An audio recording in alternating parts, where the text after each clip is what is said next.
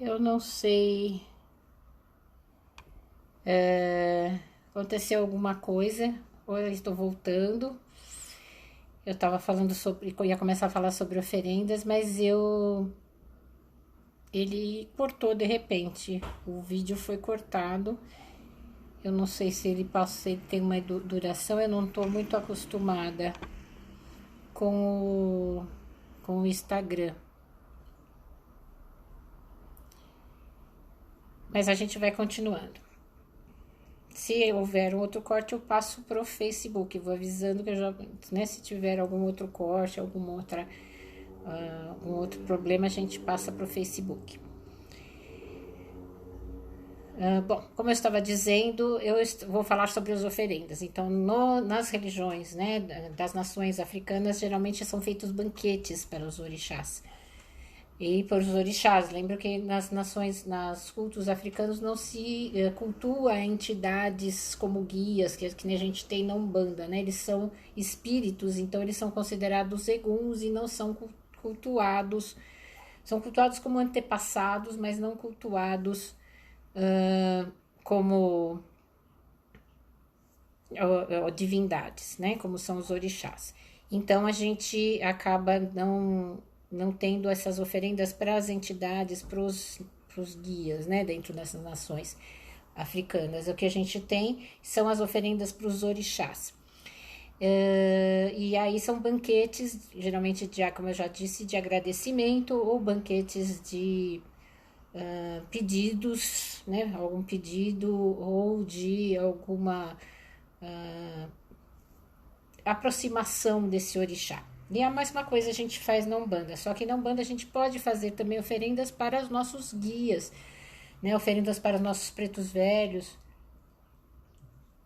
oferendas para os nossos para os Exus, pombagiras, para os nossos caboclos, né? Então a gente pode fazer oferenda. E a gente faz oferendas geralmente como uma primeira vez, como uma apresentação, como se eu estivesse me apresentando a esses guias, ou como se eu estivesse me apresentando a esses orixás, né? Que eu estou querendo me mostrar a eles, querendo manter, criar um vínculo maior do que além daquele que a gente cria na hora que a gente está incorporando as primeiras vezes. Então, um vínculo mais permanente, um vínculo de uma relação mais duradoura, vamos dizer assim, um vínculo mais forte, né? Então, a gente acaba fazendo essa primeira oferenda de apresentação. Depois disso, a gente vai fazer geralmente oferendas pode ser de pedidos, esses pedidos podem incluir o descarrego, né, para a gente poder ser limpar de energias negativas, como também a gente pode fazer de agradecimento de algum pedido que a gente fez anteriormente e recebeu. Então, o que é uma oferenda, né? Qual seria a função? Então, a oferenda ela tem uma extração, ela faz uma extração energética daqueles elementos. Então, eu vou fazer através da oferenda, né? Porque muita gente fala, mas o orixá ou o guia come, né? Então, o que a gente está explicando? Não é que ele vai lá e pega, sei lá, eu ofereci uma maçã para o Oxum, o Oxum vai lá, pega a maçã e dá uma mordida. Não, não é isso, né? Cada elemento da natureza tem um certo tipo de energia, né? Não só as frutas, as vegetais, mas também os cristais, enfim, tudo que existe na natureza tem um tipo determinado de energia.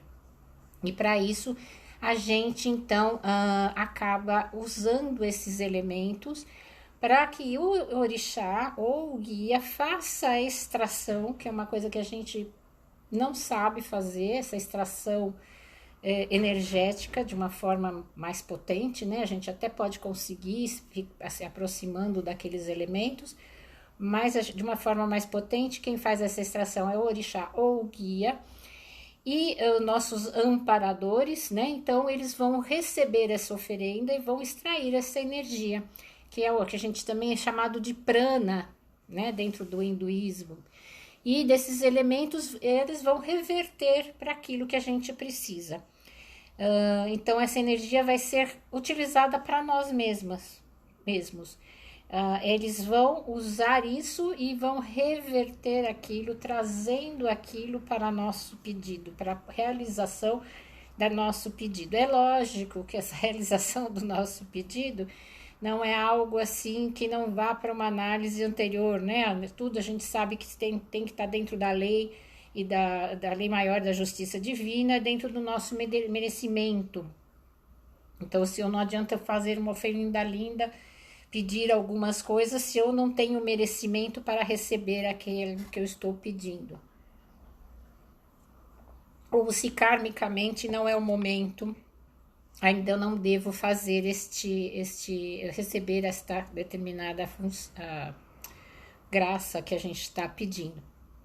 Então a gente tem, como eu falei, as oferendas para os orixás. Então cada orixá a gente tem um tipo de comida própria, que é uma energia que esse orixá usa.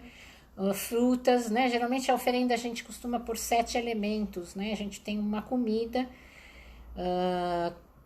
que aí cada orixá ou cada guia vai ter o seu tipo específico.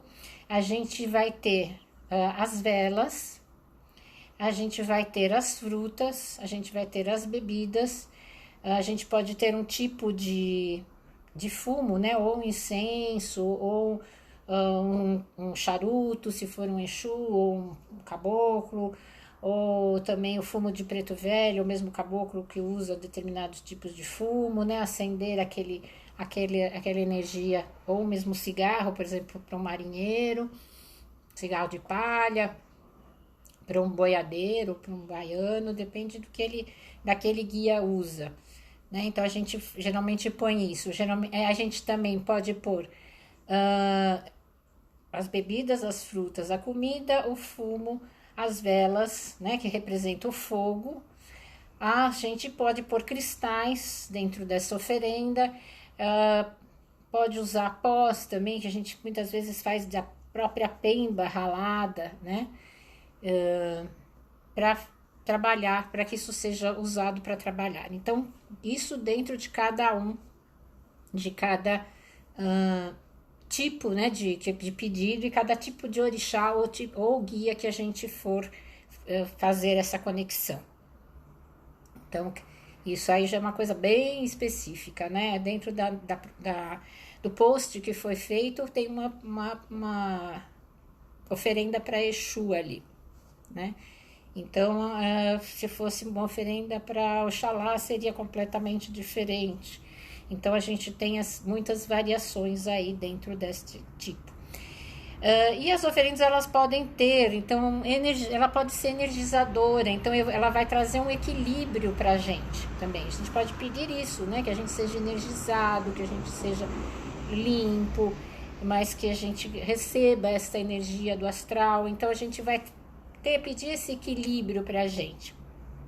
E geralmente as frutas, principalmente mais doces, né, elas têm esse potencial energizador e equilibrador.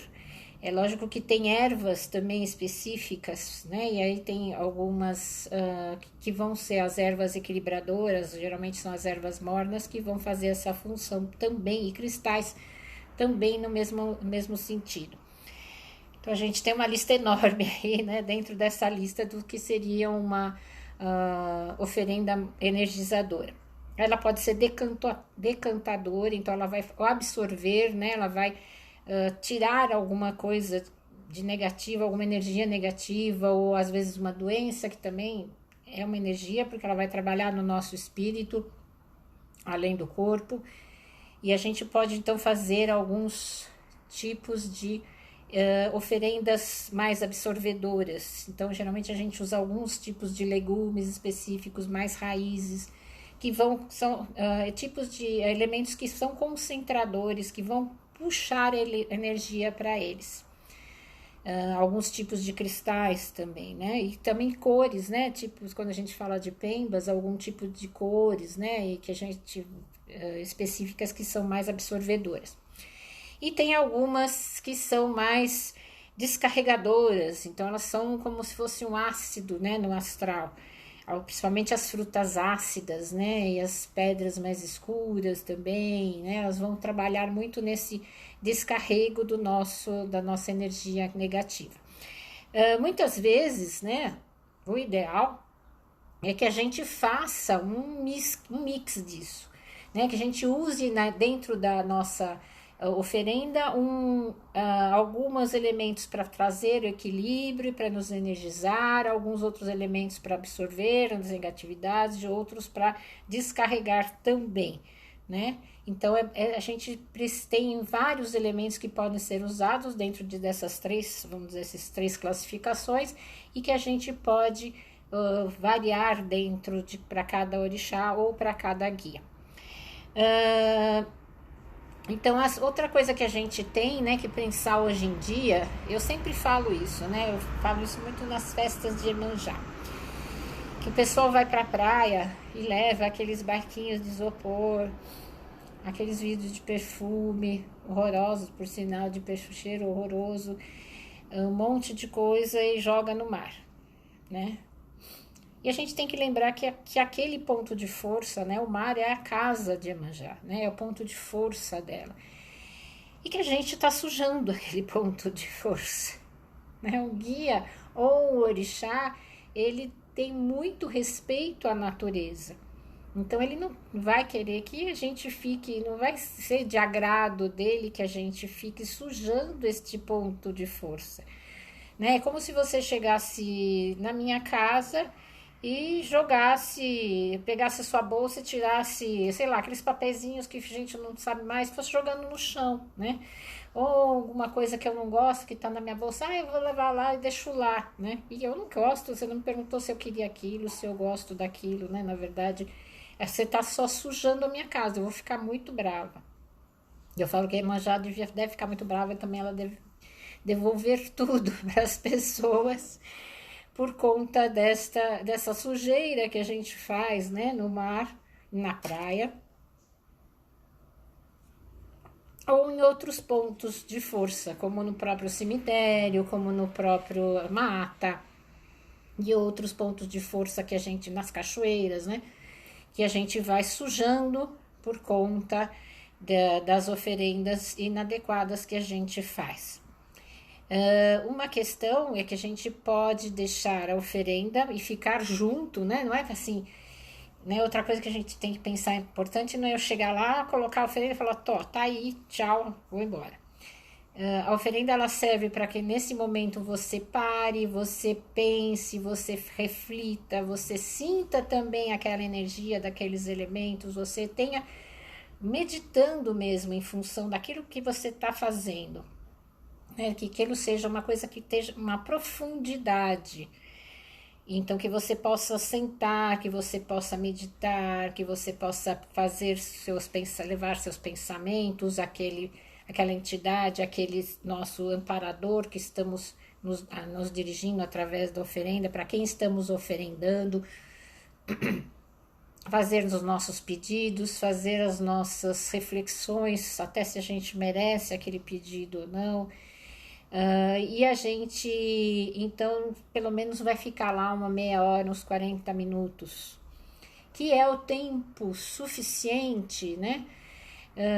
45 minutos, não precisa mais que isso, que é o tempo suficiente para que a gente, para que essas entidades, né, esses nossos amparadores possam absorver, vamos dizer assim, extrair esta energia que a gente falou, daqueles elementos, né, que a gente falou mais no comecinho, e extrair e fazer essa utilização necessária. Depois disso, a gente pode limpar o local. Né? Então eu posso, geralmente a gente leva saco de lixo grande e às vezes, depende do tipo de comida, a gente pode deixar porque os animais vão comer. Né? Frutas eu posso levar para casa, flores que eu não tinha falado no começo também, ou ervas eu posso levar para fazer um banho, né? Depende também da minha intuição no momento. Os cristais podem ir para o meu altar, restos de vela vão para o lixo, o alguidar ou algum tipo de prato que foi usado pode ser reutilizado só para as oferendas, eu não vou pôr no almoço, né? Aquela travessa de louça branca eu vou guardar para isto, né? Eu vou reservar para este fim. Então a gente pode estar fazendo também esse trabalho de limpeza para não deixar restos lá, né? Principalmente quando tem coisas que quebram, né? Além de sujar, quebram, que podem estar machucando as pessoas. Fora isso, a gente tem outras possibilidades, né? Em vez de levar quartinhas e pratos, a gente pode usar moringa, que é uma, né?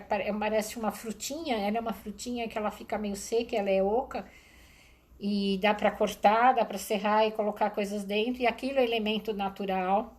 Ou casca de coco, né? Então você pode fazer isso com casca de coco, tudo é natural, porque se for deixar lá, porque isso depois vai ser na própria natureza vai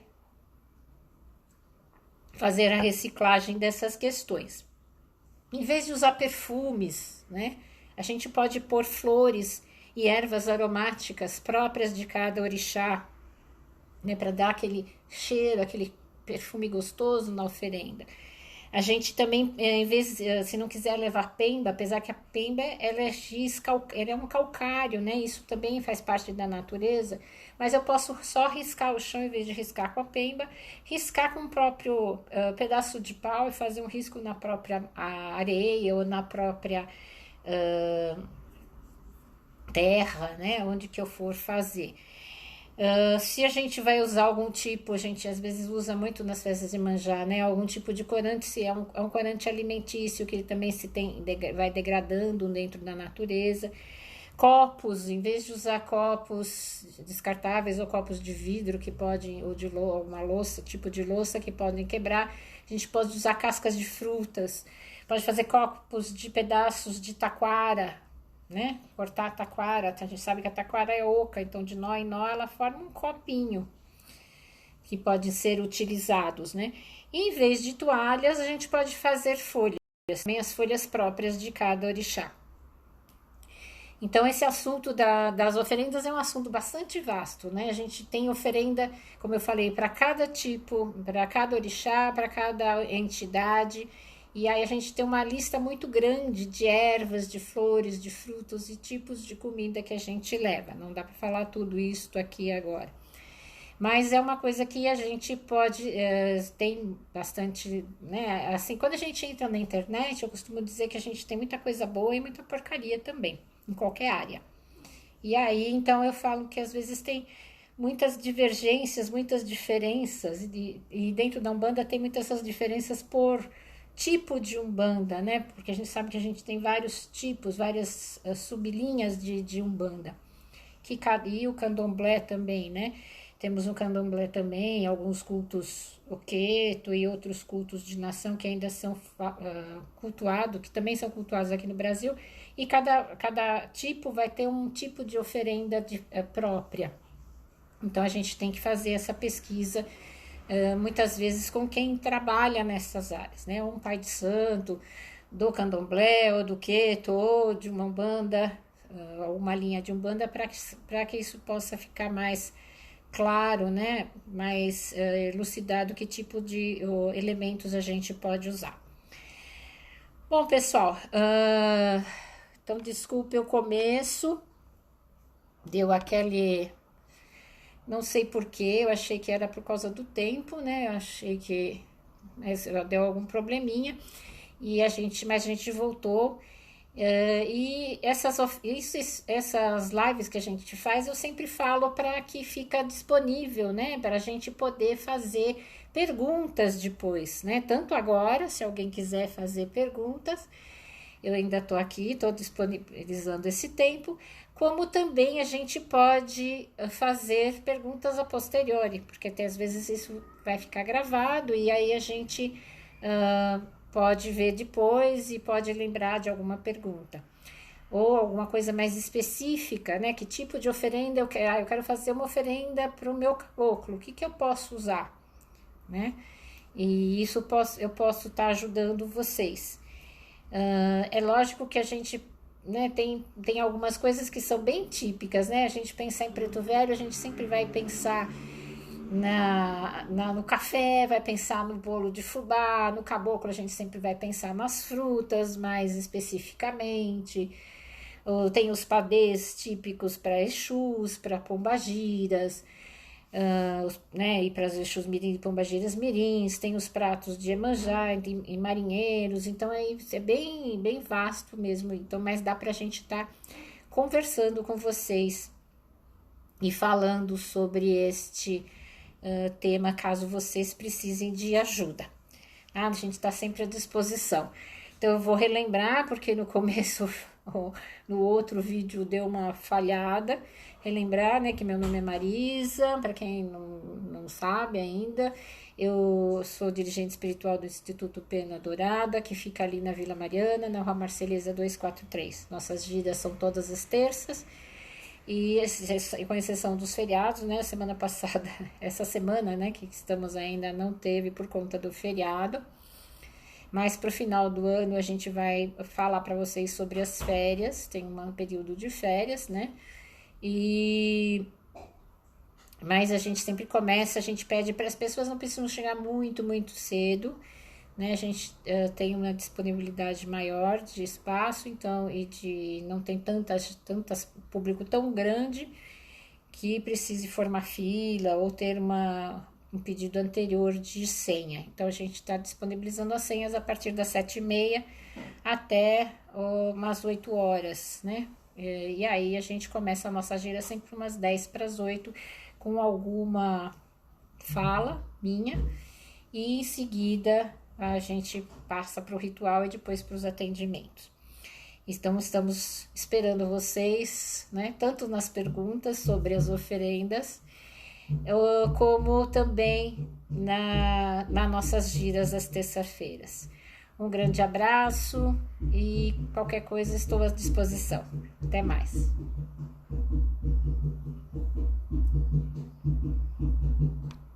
Deixa eu ver como é que fecha aqui. Eu não estou muito acostumada com